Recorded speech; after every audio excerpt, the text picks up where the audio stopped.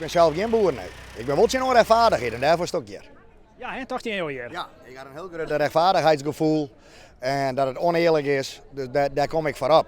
Want je praat met een pro de boeren, of vind je dat zelf? Ik praat met mijn broederboeren. Ik praat met mijn broederboeren en die kent moeilijk verwurgen.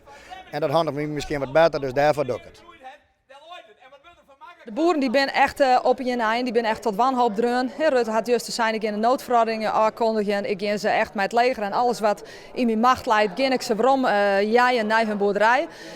Ik heb steeds meer boeren die zeggen, dan gaan wij gewoon doen wat Rutte zei, dan stoppen we ermee. Dan stoppen we ermee. En dan moet je ons nagaan wat er gebeurt als boeren stoppen. Binnen een paar dagen had heel Nederland last van. Het zit de mensen heel heeg. Ja, als het eerst in de loon dat er boeren zijn die zich verhengen om het probleem, dan denk ik dat het schrijnend is.